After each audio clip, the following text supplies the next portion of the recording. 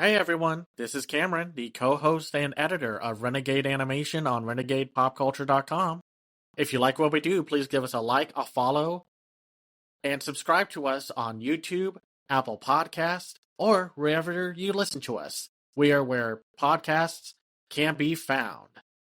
If you can, consider supporting our Patreon.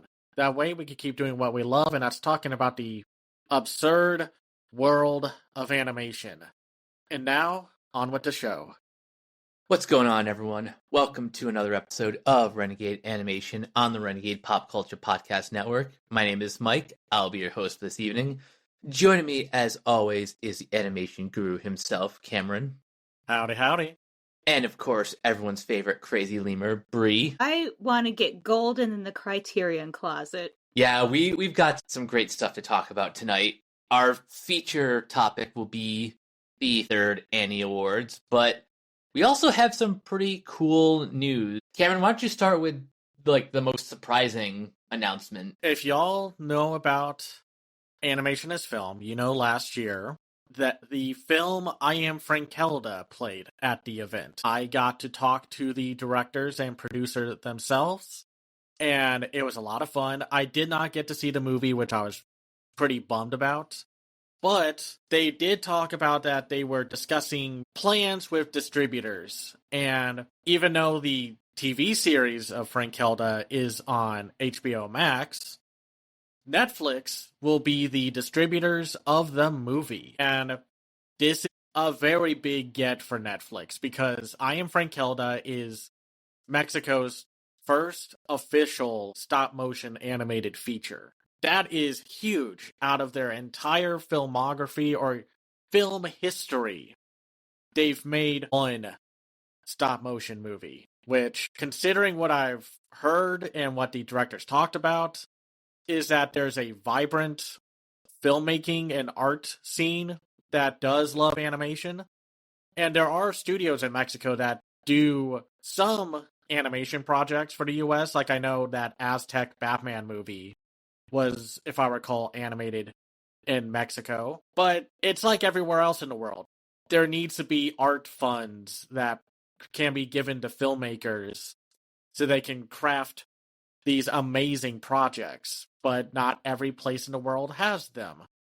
Especially here in the US. You can go to other places like Australia, Canada, and Europe, but not much here. But this is very cool. I can't wait to see this movie because the directors who I talked to were really cool and I loved their enthusiasm and passion for the film. And it makes me want to see it. So, I mean, that's very cool. I mean, I know Netflix will be Netflix, and who knows now, especially with today's announcement, I Am Frankelda could later get a physical release from Criterion. Because all I've heard was great things about the movie, and especially when Guillermo del Toro has your back and is rooting for its success, that's saying something. Mm-hmm. Yeah, I mean, that seal of approval goes a long way. Yep.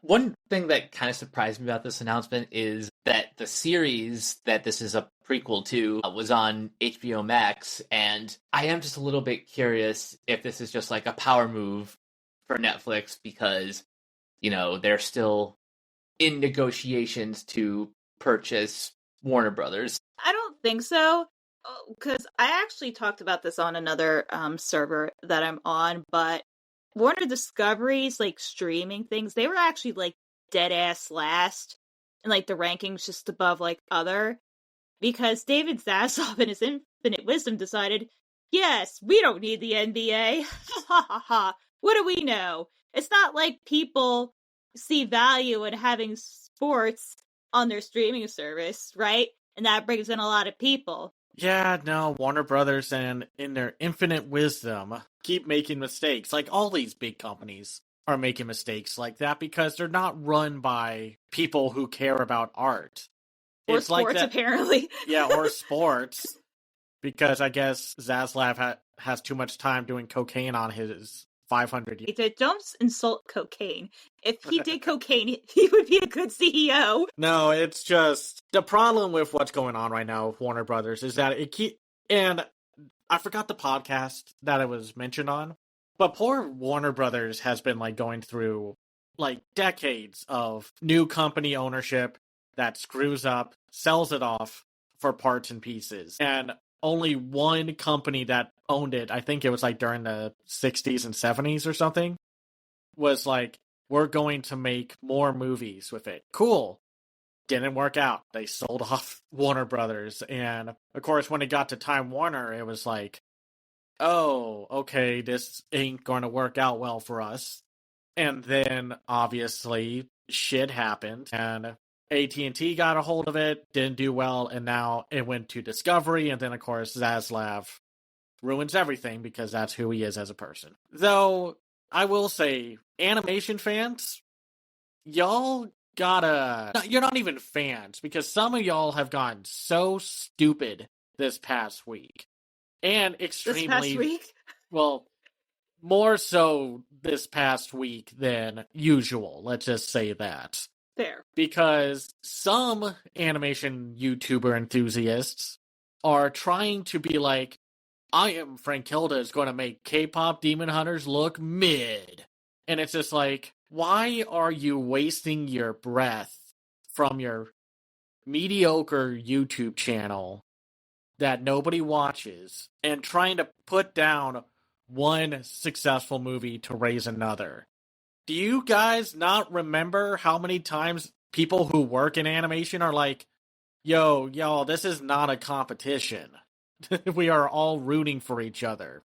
So while everyone else is rooting and cheering for I Am Frankilda and the fact that now more people are going to be able to legally see it, like some of y'all are trying to make this shitty. And I don't get it. I don't freaking get it. And you know what? You bring up a good point is that, and we'll get more into this later, but animation is art. Like, that's what animation is cinema means. Like, it is an art form. But not getting into the nitty-gritty of that too much. Like, you should celebrate art. Like, this should be a positive thing.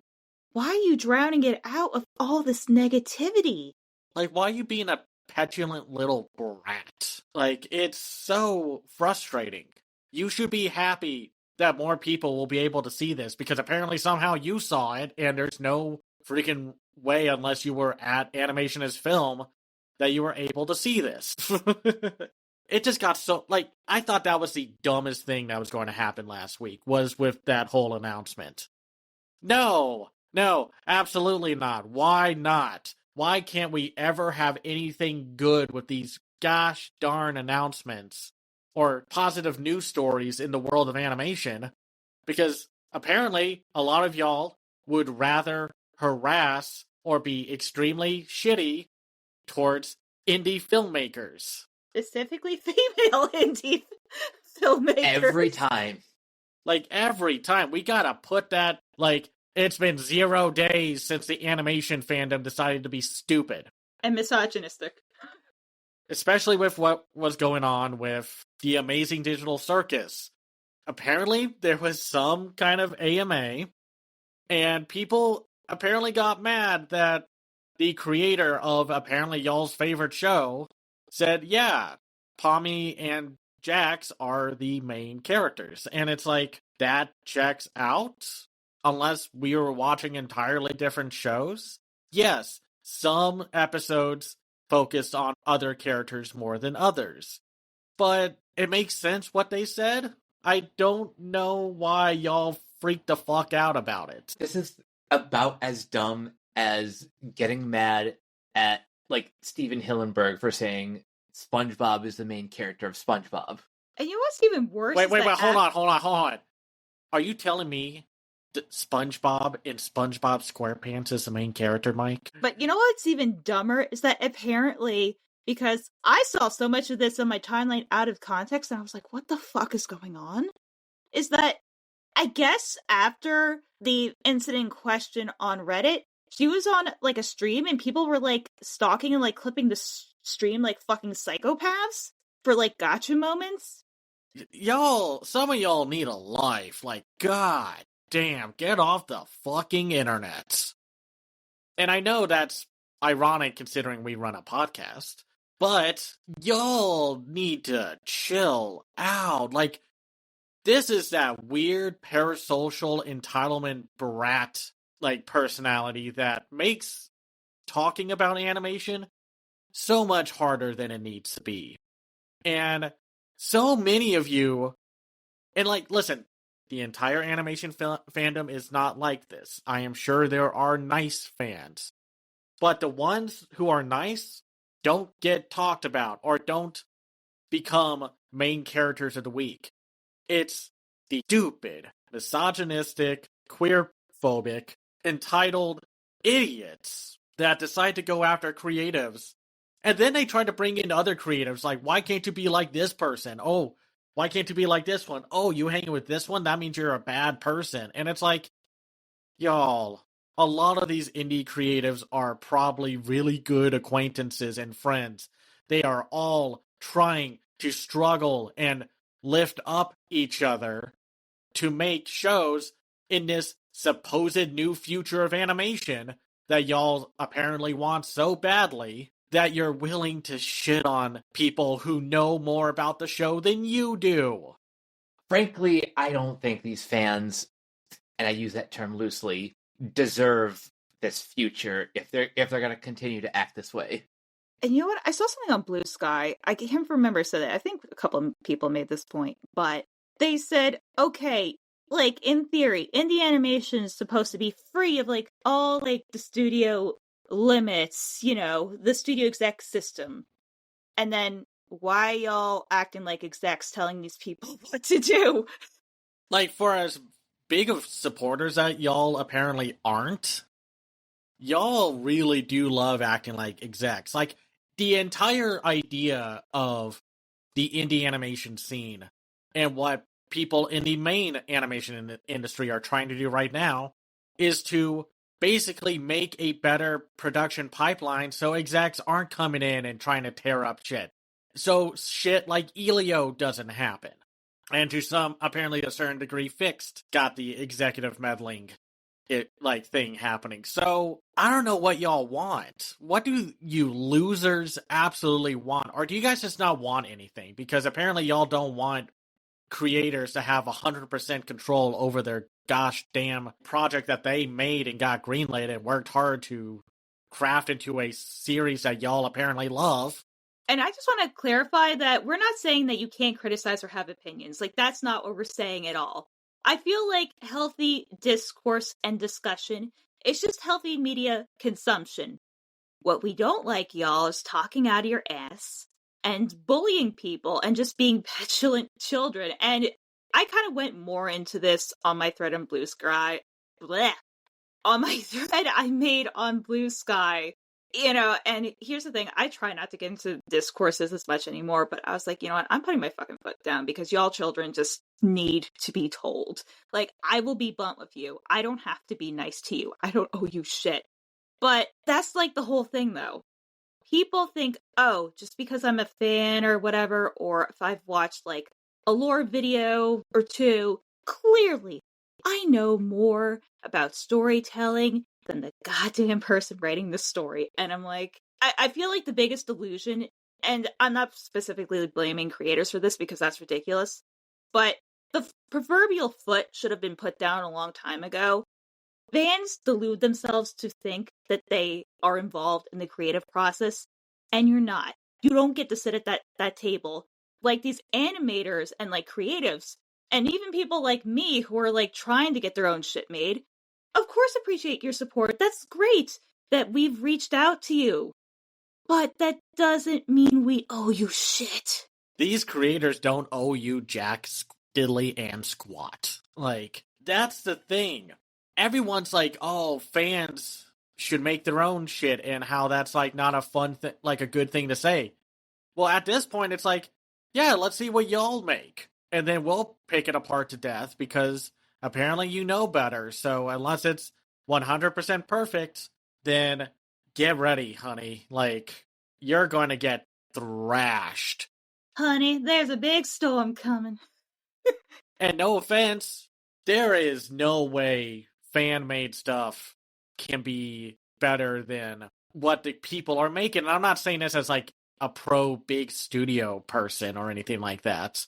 What I'm saying is only rarely, if ever, a fan-made project has actually been quote-unquote better. Sonic Mania, which was made and designed by Sonic fans. Okay, well, that was a fluke. That was like a one-off kind of thing. You cannot expect fans to all be like that, man. Even from people I think are very talented. I've sat there and watched them make something, and it's like, I wouldn't have done that, but I'm not going to make my own pilot. I don't want to make my own pilot or make my own series or anything like that. I want to write a book or something. Create a book of a guide to the world of animation through movies that are not from just the US or whatever and such. So, I don't know, man. Fans are so freaking stupid. Especially with the fact that, first of all, before we continue on, Gooseworks has come out and said, no, I wasn't bullied off of Reddit or whatever, and has apologized. But it's also they didn't need to apologize. They don't need to apologize. No, that's the woman thing. It's always be oh, I have to be so mature. And again, the misogyny. If she just felt pressured to the point that she had a mental break, she should be allowed to have that grace because, believe it or not, Gooseworks is a human being. Yeah, it's y'all don't want AI to touch art, but apparently y'all want AI and computers to make shit fast and cheap, which is why we're in this hellscape to begin with. So, fuck off. To the fans who harass people and cause them mental stress, do you think that's a good idea to be well, I can make my own thing. I could do this job better. No, you can't. No, you don't. Shut up. Stop harassing people. Go touch some grass, or just, God bare dang minimum, it. go to a fucking museum, please. Because you clearly hate art. Yeah, and go to an art museum, or actually put your money where your mouth is, and actually do something then. Make your own pilot. Everyone is starting to realize, hey, making a pilot, or just making a show in general, is way harder than I expected. Or some pilots are getting made and nothing's happening, and they're well, there goes $11,000 down the drain. And it's well, gee, I wonder how thriving this indie animation scene is going to be with these kind of supporters. Ay, and it doesn't stop there with all this idiocy. Today, as of recording this, through Variety, Criterion announced that they were adding 2 movies for the Future Collection. One is Guillermo del Toro's Frankenstein. Hell yeah. Not a shock. They love Del Toro. They've brought over his other movies. I think they don't have Mimic yet, but we'll see about that one. I'm sure they could find a way to make that one work. But, they have Pan's Labyrinth. They have his earlier films, like The Devil's Backbone and such. That was going to happen. The big surprise, and again, the source of so much stupidity, is the fact that Criterion announced that they were going to put on physical release K-pop Demon Hunters. Gee, one of the most important movies of last year that was watched more, not just the biggest streaming movie of last year, but probably the movie that more people watched than any other movie last year. In the award circuit, or just in general, was the most watched thing ever last year. Yeah, not movie, not TV, just period. 500 million views. The music, yeah, just, oh, yeah. Do you know how hard it is to make a impact on Netflix? Especially with how that stupid algorithm works? You'd have to try hard. And K-pop Demon Hunters did that because unlike a lot of filmmaking right now and that has been going on in the world of creative industry-led art, it had personality. It gave something that people needed, wanted. why are y'all reacting like this is the end of the world for Criterion for picking up K-pop Demon Hunters? Which then I mentioned, like, Criterion's literally done this forever. Like, back in the late 80s, I think it was like 89, they released Ghostbusters on Laserdisc, which, mind you, I think the original Ghostbusters came out in like 83. So, 84. like, 84. So, even better. So, the movie was out like 5 years, and it got a Criterion. You want to know what else is on Criterion? Let's see here. Freddy Got Fingered? No, but maybe. The beloved cinematic masterpiece from Michael Bay, Armageddon. Yapperdoodle, snickerdoodle. Like, don't act like Criterion. Like, I get it. Criterion was still kind of finding their way around with what they wanted to release. And they just so happen to have found a lucrative way to be able to distribute classic movies from all over the world from multiple different directors, and then find a means to give you, the audience, the customer base, hopefully the best version of that release.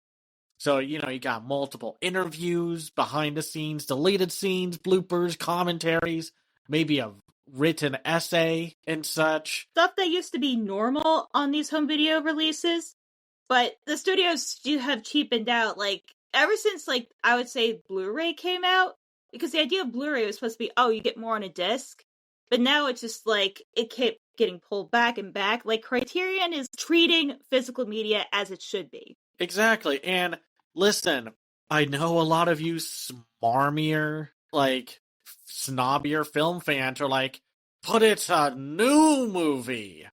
And it's just like, and it's from the normies! Those filthy, disgusting normies who watch stuff like Sinners and Fury Road, and not some random movie I don't think a lot of people know about. Like, there's a reason why that joke exists, because that is what normally Criterion releases. They're movies from all over the world and from different time periods where, yeah, some of them are not super well known. There's a common joke within the Criterion collection that I forgot the name of the movie, that it's about a maid or some woman cleaning an apartment, and it's like 3 hours long, and it's apparently one of the best movies of all time. And yet, here's a reality check. Half of that shit is costing Criterion money. They have to put out something that casual people know so they can keep the lights on. There's a reason why they're putting out more populist cinema on the Criterion channel at times, because I'm like, honestly, I don't think the $20 price is worth it, because I don't think I would watch everything on there. And also, someone pointed out that, like, 3 years ago, Criterion did major layoffs. Mm-hmm.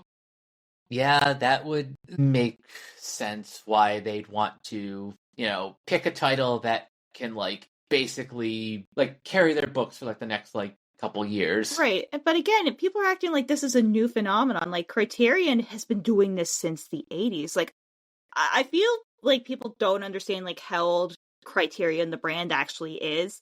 Like, it's an almost 4-decade-old brand at this point. Like, they gotta keep the lights on, man. Like, they said on record that the Roberto Rossellini's War trilogy was going to be a loss for them. Gee, that sounds like good film preservation distribution to me. Like, apparently to these idiots online, keep spending money on movies that are not going to make back the budget of what it goes into preserving them. Like, golly, do you all hear yourselves? Like, I'm sure they made so much bank on the Godzilla franchise getting on there. I'm sure they're making a lot of bank on the Wes Anderson collection, because now Wes Anderson is a well-known director, and it's not just that one quirky indie director who made Fantastic Mr. Fox. Like, do you know how much money they're going to make from this one release from K-pop Demon Hunters? It's going to bankroll so much for them, especially with the fact that with this, they're going to have overhead to bring over even more movies that are probably going to be money losses for them. You gotta have something to make it worth it. These aren't cheap movies either. These Blu-rays are at the very least $40. Like, god dang it, people. Like, I'm sorry. Like, you're just well, no, I'm not dumb. sorry. You guys, No, you're not sorry at all. like, I'm not sorry at all. Some of y'all are idiots about this. Like, would you rather they go down like the Kickstarter route for everything? Because that's not a viable thing either. So, but here's like the kicker too, is that they're acting like K-pop Demon Hunters again is not a historically significant film. I mean, considering it's one of the few films in general, not just animated, that has pretty much an all Asian cast and a female Korean director, like the first one apparently in the Criterion collection, because most of the movies there, and I'm not trying to start shit or anything, I'm just stating a fact. A lot of the movies that get on Criterion Collection are directed by men. And I'm not saying Criterion is misogynistic or sexist or whatever. It's just a fact that, like, you watch all those I'm in the Criterion Closet videos, most of them are talking about, oh man, this guy is a great director. It's kind of rare to find a movie in there that's by a woman. And, oh god, it's like, why would they not want to pick up one of the most important movies of last year? arguably of like this decade. Like, and it's just absurd. And they're like, well, I want more animation on there. Well, listen, here's the thing. Criterion is not going to be the one who can bring over all the animation, especially now with other companies trying to throw in their giant wallets to get some of these things. G-Kids has like a stranglehold. A pretty good one too, because because everyone else keeps kind of fucking up a little about it. That they're bringing over what are probably going to be the biggest hits from like whatever the Annecy Film Festival is going to release and what have you. Neon and A24 are going to do their best, and they're probably going to screw up. Even though they did better with Arco this year, but still. Yeah. When we get to it, the voice actor who does Arco, yeah, like him moonwalking, that was amazing. But like, here's the other thing too, and why K-pop's a good thing. It might get so many other Netflix original movies out of fucking Netflix jail, like Nimona, because Nimona's significance, like, it's not K-pop numbers, but it's like the first queer animated romance or like kiss or whatever, and everything that it went through. Is that not worthy of Criterion? Yeah, what about The Sea Beast, the most watched movie of 2022? That, yes, it wasn't Pinocchio or Turning Red, but it was out of nowhere a gigantic hit for Netflix. That should be good. Maybe they'll finally put out one for The Ballad of Buster Scruggs. Like, yeah, maybe they won't do it for stuff like Troll or the Extraction movies, but maybe they'll do one for like, what was that weird body swap horror comedy? It's What's Inside. Ooh, that would be a great one. Like, they have like a lot of good movies in it, or like the Richard Linklater stuff, Apollo 10.5, or Hitman, or that one movie he made about that one French critic and filmmaker. Nouvelle Vague. Yeah. So, and that's good because, like we've talked about, other companies have to come to Netflix, basically pull their teeth out, rip their hair out, to try to get something from Netflix to be put on Criterion. Or just on physical release in general, that's not some award winner. Like, sure, we'll maybe see a Blonde Criterion release because of this, but that's just because whatever, it was a weird random award nominee for the Oscars. We all knew that. So, like, again, these companies who do preservation need to sometimes put out something that will cover their backs so they're not worrying if they can stay alive, especially with the fact that buying certain movies means they have to buy a certain film preservation device, and that they don't make those anymore, so they have to go out of their way to buy something to make a proper re-release and such. So it's like these people don't get how all this shit works, and a lot of this is probably true. They probably don't have a clue what goes on behind the scenes or how the sausage is made. And also, like, there are other distributors and boutique labels that will fill your animation needs with ease. There's, like, right next to me at this desk, I have Arbelos movies, like The Son of the White Mare, or The Bloody Lady and Other Works by Victor Kubal.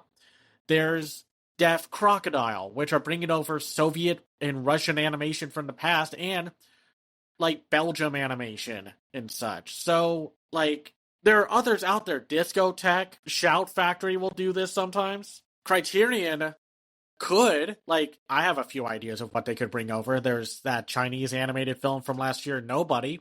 They could bring over The Swallows of Kabul, unless G-Kids are going to get their hands on those too, but I digress. The point is, this is a good thing that K-pop Demon Hunters and Frankenstein are going to be on the Criterion collection. That means a streaming exclusive movie can be owned physically. Because who knows what's going to happen in decades or so. Netflix might not be around, and we could lose so much art. And just art and TV and whatever in general. And I'm not saying that everything streaming makes is art, but I mean, like, even now, like, She-Ra, Princesses of Power, like, that came off of Netflix a few days ago, and only season 1 through 3 is available on DVD. So, like, you know, one of the first lesbian kisses in TV animation history, there's no way for you to legally watch it. So, you know, it's just funny because all this, like, past week and such has been just nothing but, like, stupidity following news and such, or film festivals or film award shows just constantly fucking up. Do you know what got big at the Berlin Film Festival? You probably don't, because the film festival committee and the actors and filmmakers there were trying to be all like, we're not here to be political, man. We're not here. No one in the filmmaking industry should be political, man. And it's like, I know Ethan Hawke was like asking a bunch of jet lag drunk celebrities what they think about the current events is not usually the best thing, but it's also like, well, I'm sorry y'all are bougieing it up at a film festival while the rest of the world is on fire. I'm sorry I don't have that privilege to not focus on the fact that the world is on fire. So, shut up. And then, of course, there's that whole garbage fire of the BAFTAs and such, and how the BAFTAs and BBC just royally fucked up with what happened last night. And we're not going to get into that. We're on a kind of a time sink here, so... Yeah, I mean, Tourette's or not, like, that's on the BBC for, like, not cutting that out, because they had ample time to fix that. Yeah, and they didn't. And even a filmmaker who was a judge at the BAFTA is stepping down because it's like, this shit is so stupid and wrong. Y'all could have fixed this, but didn't. Like, god damn it, man. Like, these fucking people, I swear to God. Like, and the BBC's done this before, where they're like, oh, we're not going to cut this horrifically hateful thing. Why are y'all mad at us? And it's just like, oh, God, okay. And it's just funny because the one thing to not cause controversy this past week, like film-wise, were the Annie Awards. So let's finally get to talking about them. Hell yeah. Because at most, the worst thing you can say about the Annie Awards that night from Saturday is that someone in the editing booth screwed up the placement of two, I think, like, TV production nominees. And it was towards, like, the end. Yeah, and it was towards the end, and oh no, that was just a technical error. Whoops. But hey, I'd rather take that bit of nonsense over everything else that is going on with these film festivals overseas and awards. Like, oy, yay, yay, yay. Because the Annies were actually pretty good. We watched them on Saturday, and gee willikers, what took home the most awards? I don't think the film that did anybody's ever heard of. I know, it's just weird, obscure indie film. Yeah, it was called K-pop Demon Hunters. I'll never catch on. Yeah, no. It's not a film for normies. Yeah, it's way too high art. I mean, especially with that cool tiger named Derpy. No, but seriously, K-pop Demon Hunters, and it even became a running joke within its own award show that K-pop Demon Hunters took home every award it was nominated for. All 10 of them. That's nuts. I think, what was it, Maggie Kang that said, I'm sorry, like, after Yeah. she won? She was just like, thank you, everyone. I am so sorry for the rest of y'all. Like, and they knew. I think if you walked in there thinking it was not going to be a landslide victory for K-pop Demon Hunters, then you're either extremely naive or possibly optimistic as hell. Which, hey, good thing to have in this world right now, to be pleasantly optimistic about things. And this is usually something that happens at like every year. There's always like this one movie that just like comes home with like barrels full of awards. Like, remember when everyone thought, like, Barbie was going to win so many awards, and then Poor Things said, like, out of the way, motherfucker, I'm coming through, and took home almost everything. I think Barbie only, if I recall, won one award at the Oscars, and that was the Best Original Song, which, of course, you're going to give it to Billie Eilish. And it's not like there weren't, like, hefty competition or anything. Well, hefty might be a bit of a lie, because, unfortunately, like, the only other movie I think that got nominated just as much as K-pop but didn't take home anything was Little Amelie, or The Character of Rain, which I was a little bummed out about because, Yeah, I was too. like, I'm not saying this as a means of putting down K-pop Demon Hunters. I love Little Amelie, 100 Meters, and K-pop Demon Hunters equally. They are three unique, diverse movies that were made by super cool teams of incredible talent. I wanted Little Amelie to win at least something. It sucks that it didn't. Yeah, and it kind of validates my point of it really probably should have been under the independent picture release, which I still can't figure out why it was. I mean, great for Arco, totally deserved. Oh yeah. But yeah, it's a shame that Little Amelie just completely got run over by a K-pop themed train. It's like the opening of Zombieland Saga. Here comes Little Amelie, one of the biggest award-winning movies from the festival circuit. And then here comes Truck Coon in the shape of K-pop Demon Hunters. Just hitting it, and like... Rip. Yeah, rip. And I'm sure every other movie there had to have known. Like, I'm sorry for Elio, which... What was it, all 48? Was it 43 or 48? Yeah, just like all the movies, just... I'm sorry. Like, Elio wasn't going to have a chance, Zootopia 2 wasn't going to have a chance. And surprisingly, like, The Bad Guys 2 was, like, I think the one DreamWorks movie that picked up. Yeah, it got an for award for storyboarding, which it was totally deserved. Like, you watch that movie, and it's like finally an award show that actually recognized that Bad Guys 2 exists. Unlike the animation community that apparently loves these movies. Whatever, fucking just...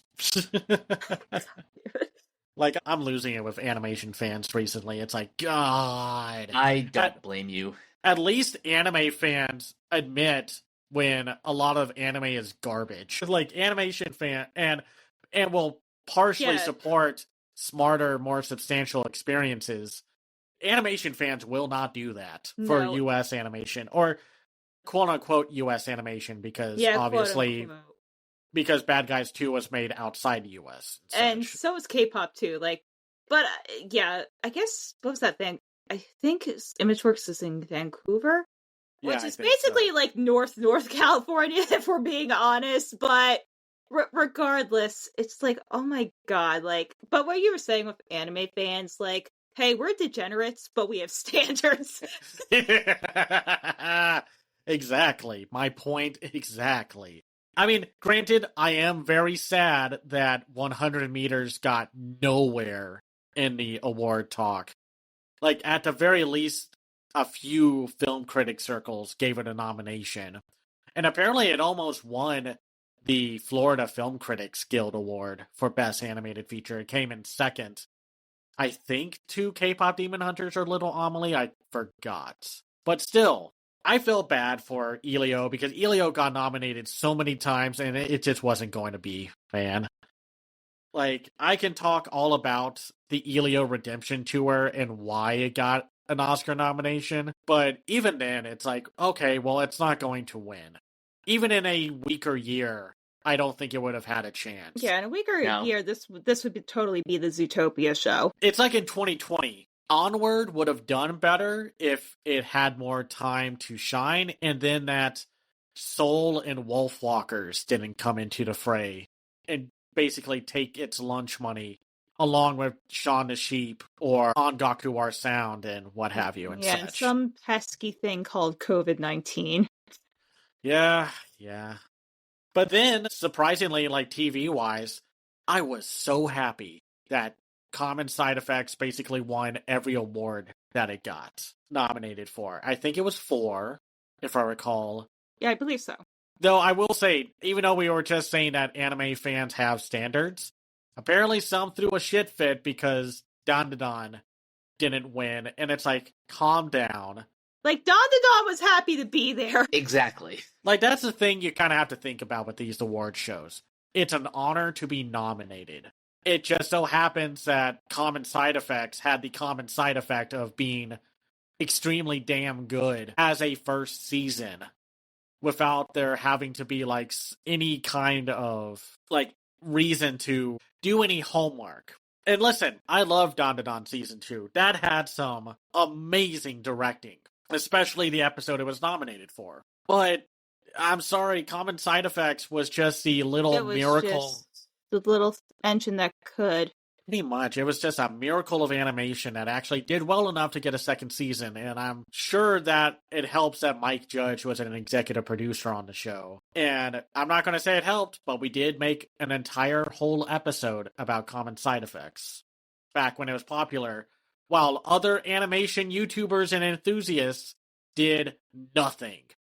They didn't talk about it once, which is amazing because some of those people are like, I talk about adult animation all the time, aka I only talk about South Park, BoJack Horseman, and whatever popular adult animation cartoon that's extremely casual now. And I don't talk about the incredibly complex shit like Fired on Mars or Common Side Effects. Brain. Yeah, exactly. I'm so happy for it. And of course, like Bob's Burgers won an award, which, yes, for Tina Belcher's voice actor, it was great. Like, I mean, that's one of those performances that, like, yeah, you need to give it to Bob's Burgers, man. Bob's Burgers, even though, yeah, it is a more widely acclaimed, beloved show that is watched by millions, but it still feels, like, refreshing, even after, like, 10 plus seasons, man. I think it's, like, season 16 now? Yeah, it's so good. And, like, what other takeaways? Like, I kind of forgot that Hazbin Hotel only got 1 nomination, while Spice Frontier, a pilot that we literally just talked about, got 2 nominations. Didn't win any of them. It was a shame, but it just had better competition. But, yeah, nothing for Hazbin Hotel. That's weird. And I'm not saying this as, like, well, our hatred for the show is justified now. No. No. If you, we made the opposite argument. I said, why the hell is it not here for storyboard? like, or character design or other performances. Like, even Smiling Friends got a nomination for the one random character, like wizard character, for that one episode. Which, listen, it was a great performance. I was just caught off guard with the fact that, really? Huh. Alrighty. Just like with how Charlie's voice actress was the only thing that got nominated for the Annies. And it's just like, not even for like Gravity or something like that. Like, not for character design or storyboarding or music or something. Like, yes, we talked about how the music and the musical numbers weren't as good in the second season, but it's like how in 2022, Babylon came out and, died horribly at the box office. but was still nominated left and right for stuff. Even if I didn't like that movie at all, I was still amazed that it didn't win for something. Yeah, You it was know, just it's so bizarre. And it's like I don't want to be like that animation fan, but it's like really like Has-Been or Smiling Fence or like any of the other ones that really should have had more of a presence over something like Marvel's Zombies, which I'm not saying Marvel Zombies isn't as impressive, but it kind of just seems like with the Annie Awards every year, something that's like very similar in vein and style to that usually kind of cleans up or gets like nominations. I'm a little amazed that they haven't even done something like the best indie pilot or indie show or something like that. Or I guess, well, technically you can't call Has Been or Hell of a Boss indie anymore since it's now a like Amazon backed A24 production. So But that is a good idea, though. Like moving forward, if indie animation is going to be the future, then it would behoove Asifa to, you know, I mean, if they have independent feature, like I don't see why they can't have independent like media. exactly. like they had to do that because they wanted to give films like Boy in the World a shot because 2015 was that year of Inside Out, which was going to clean up like so much anyway. And a film like Boy in the World was going to get overshadowed.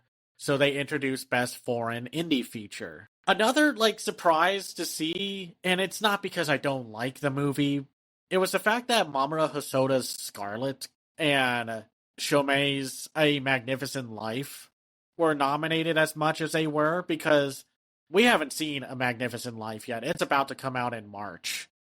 But Scarlet, with apparently it's not doing well in Japan, and it's getting more mixed to generally light positive reviews here in the stateside, was nominated for so much, especially for writing, for Best Foreign Feature, for I think a few others, but then didn't win Yeah, anything. it was like that and Elia for writing. I was like, really? Oh, okay, that's definitely a choice you made. At least like the nomination for directing makes sense, and not just because it's a soda, but or maybe that is just because it's a soda. Yeah, because Mamoru Hosoda is so good. I mean, yes, this wasn't his best movie, but even within the context of 2025, Scarlet was still way better than most movies released in 2025, especially in animation, which was a bone fucking dry desert for a majority of that year and such. Are you really going to try to fight or give a reason for like, oh, SpongeBob, like to search for SquarePants or Smurfs or Sneaks, like deserved more of a nomination than Scarlet? No, you don't.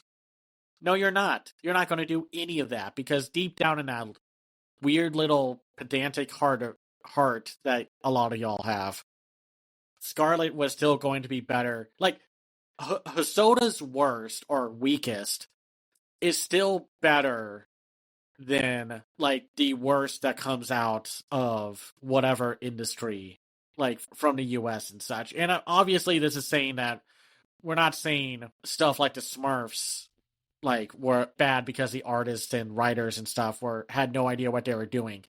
I'm sure because it's Paramount, they were told to do a bunch of shit and just pray that Rihanna was going to be a big enough pull for that movie to make any kind of money.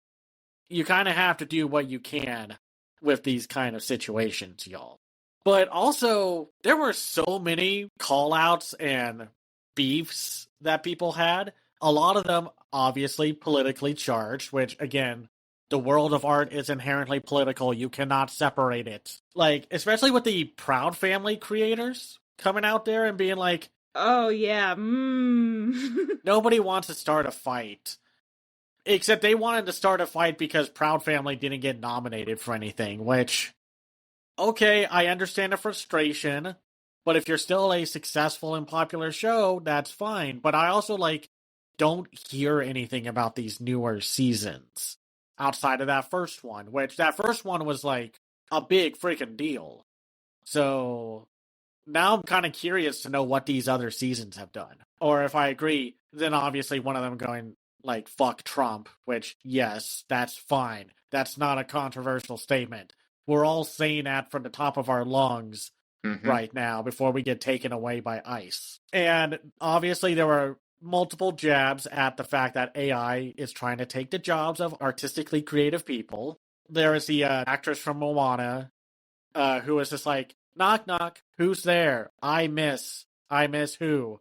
I miss being part of the World's Health Organization. Which, damn! Yeah, that was like, damn, Ali! Yeah, like, god dang, man. And then, obviously, the weirdest one that I think a lot of us were caught off guard with was Patrick Warburton. Like, that dude was throwing some shit at David Spade. Which, listen, I'm not the biggest David Spade fan, but Patrick had, like, he just had bangers. Yeah, he went off on him, and it was hilarious. It was funny because he was like, but it got extremely personal also. Like, I was supposed to be up here to announce the nominees with David Spade here, but he didn't show up. It was first with Chris Farley's funeral and now this. And it's like, whoa! Oh, yeah. Holy shit, dude. Damn. Like, god damn, dude. Like, I'm happy if that happened. Like, well, fuck you, Spade. One of your cast members died horribly young and you didn't go there. Like, what's wrong with you? Are you mad that... And by the way, he was Chris Farley's co-star in a few of those movies. If you don't show up to his funeral, that says a lot more about you than anything else. That you suck. Then again, it's all been kind of a, like, miracle, I think, for David Spade to have had a long as of a career as he did. Because, yeah, what do you know David Spade from outside of SNL? Like, Just Shoot Me, which was decades ago. The Emperor's New Groove, which... that thing was like a miracle that it got out as well as it did. And that he just so happened to be the kind of actor at that time to pull off Cusco and such. Even though I'm sure by now someone could say, well, I thought this actor would have been better, but, you know, I digress. But, like, god dang, man. Patrick was like, nope, I gotta burn a few bridges here. Oh, gosh. And I will say this. Chris Sanders, we don't deserve a guy like him. He was so fun to hear talk. And he just seems like genuinely a nice guy. I am willing to forgive that he's directing the Lilo and Stitch 2 sequel. Just so he can get the money to do whatever he wants next. Oh wait, he's actually directing that? Yeah. Or he said he was a part of it. And not just as the voice of Stitch. Interesting. Yeah, I think let me see here, just so I'm not, like, wrong here. Oh, okay, he's joining as a screenwriter and such. I don't think they have a director yet, but the guy who did direct it is going to be a producer on the film, so wish Sanders got to make anything else, but I digress. His passion felt so genuine to talk about animation, and his personal story about his dad and his dad's obsession with UFOs. It made so much sense when you realize why he's like that. Like, why Lilo and Stitch came out as it did. Because of that passion and such. Yeah, he got, like, one of the honorary Lifetime Awards at the Annies and such. It was just good. Just good guy. Yeah.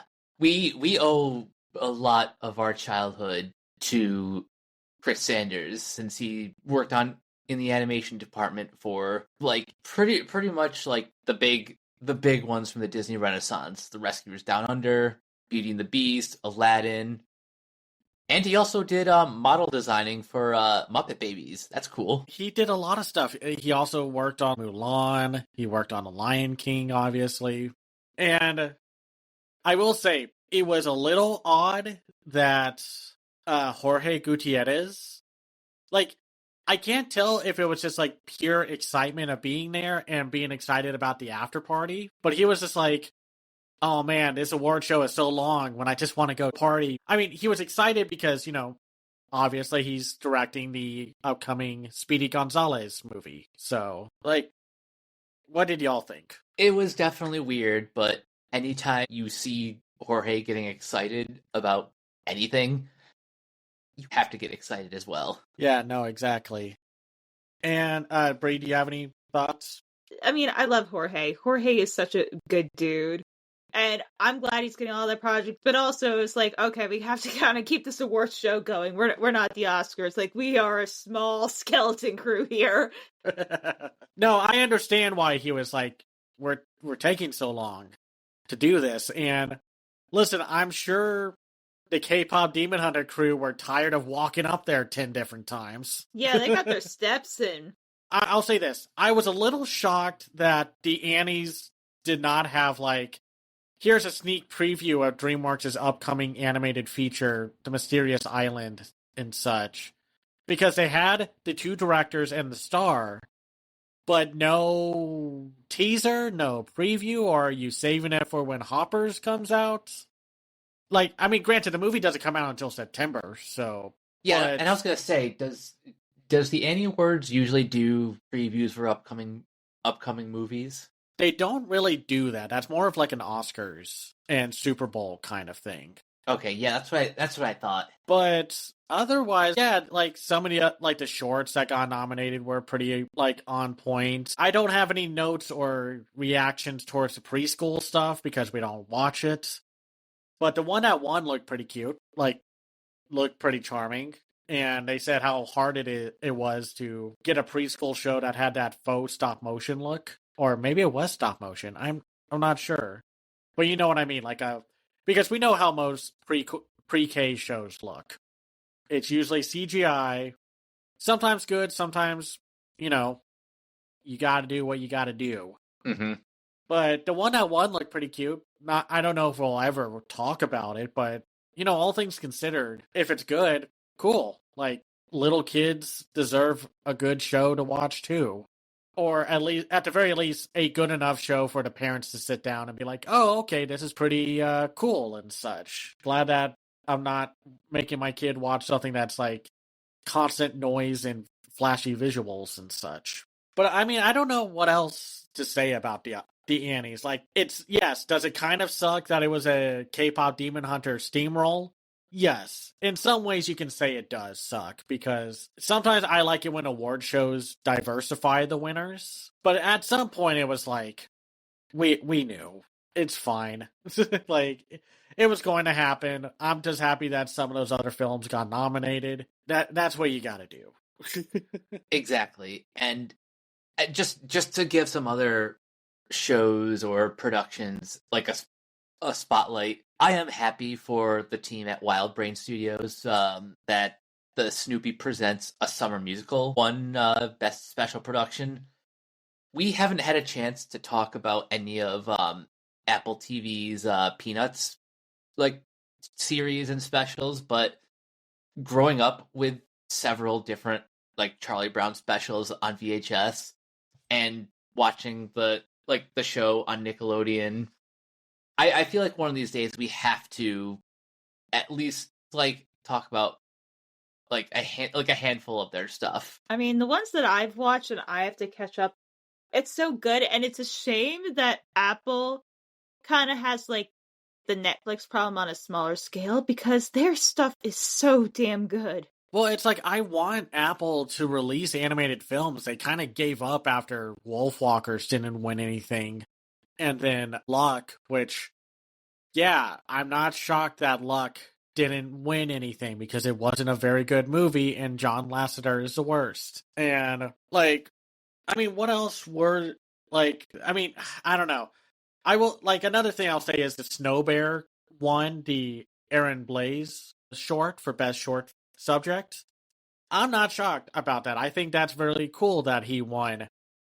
I think it was maybe a little bit of a given because he's such an industry legend, because, of course, he directed Brother Bear and has been an animator for decades and such, so... And he basically, it was a one-man show, so, like, just on that alone, even without the name, this is pretty much a given. Oh, yeah. Yes, same with the Wonderfully Weird World of Gumball. Like, that show has such a following and is so beloved. mostly from like people of all ages. It's like a Bluey situation where people love the world of Gumball, and mostly for its abstract and vibrant visual style. Like, and because Disney has to feel good about something, Win or Lose won a few awards during the Annies, which I was happy about, even though some of the speeches that like people pointed out, it was like, yeah, they're not really trying to say the bad PR press that happened with Win or Lose, because it's like, yeah, I mean, I don't know how else you put it, but it freaking sucked that they had to cut the trans storyline, and that there was really no like apology for that. I mean, Mike and I made a big deal about it, saying like, man, Disney, fuck off. Like, we can't have a trans storyline. Shut up. Yes, you can. You can't be a family company if you're excluding certain members of your supposed family. Exactly. Mm-hmm. And then, Bree, you were happy about this one, Prehistoric Planet, Ice Age. Oh, like, yes. Like, I know, like, kind of the live action stuff kind of get a little lost in the sauce with the Annies, but people forget that, like, ooh, for all the stuff of, like, mocap and stuff. I'm like, most of that's still, like, key, like, animation, because if y'all, like, have ever worked with mocap data, like, it's a starting point. But something like Prehistoric Planet, that has to all be keyed. I mean, there's been some cases where you mocap a cat, but, like, you can't mocap something that's been dead for over, like, 10 to 20,000 years.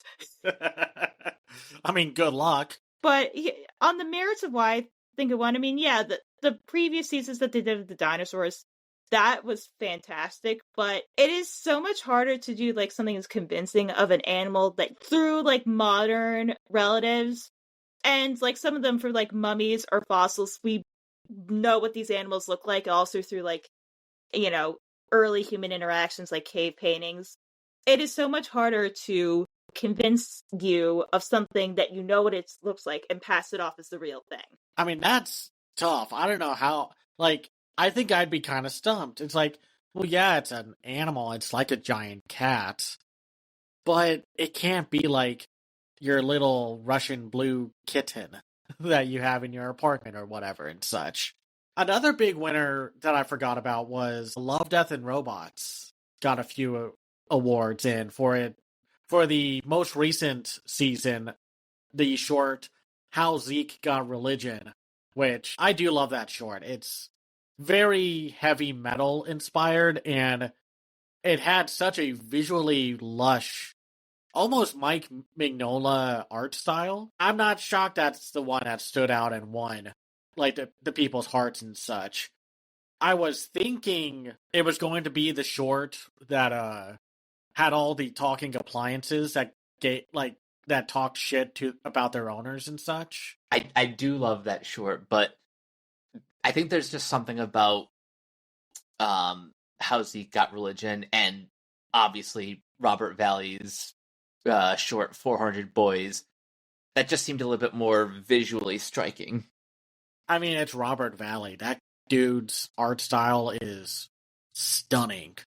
And I don't like even that kind of whatever Agent Elvis show that Netflix released and then quickly abandoned was cool because Robert Valley's, even on a TV budget, his style just pops, which is something that most animation fans don't know how to handle, I guess.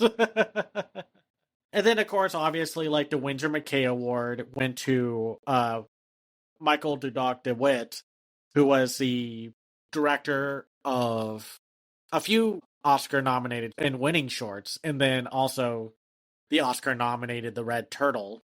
And we gotta talk about the Red Turtle, because it's basically been 10 years since that movie came out. So, and then Phil Lord and Christopher Miller got the other Winsor McKay Award, which I guess I'm just so used to imagining them as younger than they are.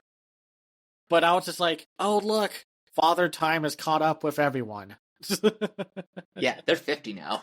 That's bonkers that they're basically, like, I'm 20 years younger than them now. Just, ugh, I don't want to talk about that, man. And then, of course, how do you say it? Iwerks? Iwerks. iWorks. Thank you. About shit. Is it Wacom now? Wacom. Wacom tablets. Yeah, when everyone was like, it's Wacom. It's like, it's Wacom. It's Japanese, so because I don't think in Japanese they have that pronunciation. So no, it was just funny that became a thing because they were like, "Thank you for the award. It's Wacom. Get it right." And I mean, yeah, I thought it was an overall good one. I mean, last year was not the best for animation in the theatrical scene, but I'm pretty fine with what got nominated. I mean, considering what very little came out last year, kind of to a degree. Sure. I'm fine with Elio getting nominated, even if it's a filler seat kind of thing, Yeah, I mean, that was just going to happen anyway, where, with the animated slate being so thin, and I mean, given some of the categories that it was nominated for, I can understand why Elio was as beloved by the industry as it was. Yeah, I mean, it had to fight, man. That, no matter how we feel about it, which we just, again, thought the movie was fine, it had to go through hell. Literal production hell to get made. And even though it's one of Disney's biggest failures, still, they made a movie. That's a thing that, a lot of people kind of sneer at YouTubers for saying, because they want it to either be all good or, this is the worst diarrhea dumpster fire ever. Is that you know what? These fuckers made a movie. You make a movie. You see what trials and tribulations you go through, no matter the budget. You make a movie. That's the thing.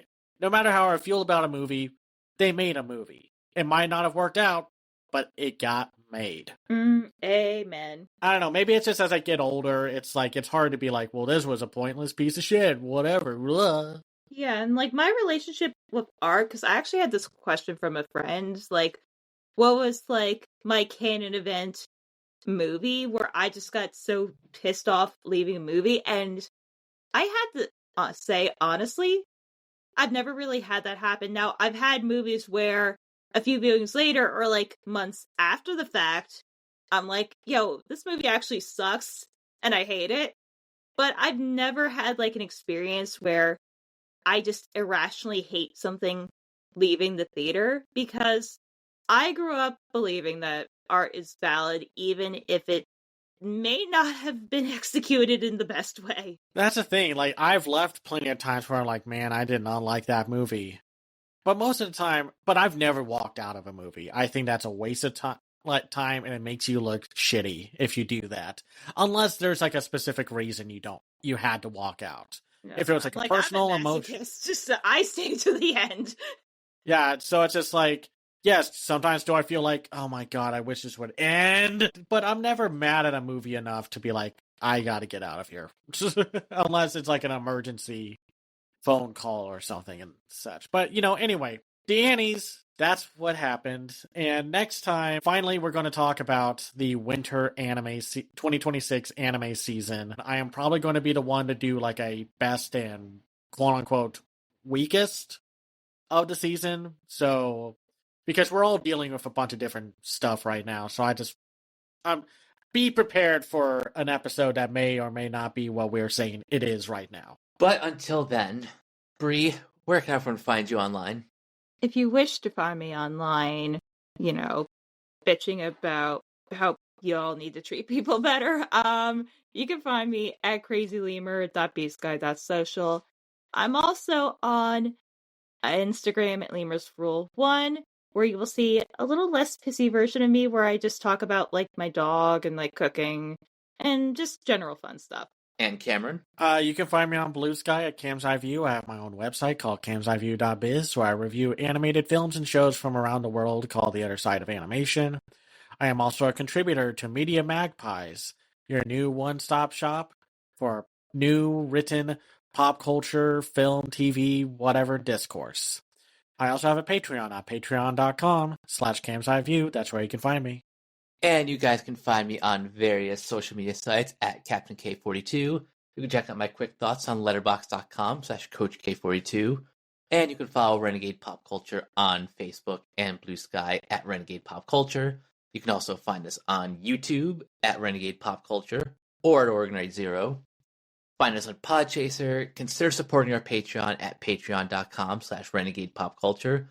Listen to all of our podcasts on Spotify, Apple Podcasts, or wherever you listen. And last but not least, everything can be found at renegadepopculture.com. You need escape? So do we. That'll do it for this episode of Renegade Animation. We will catch you guys later. Peace out.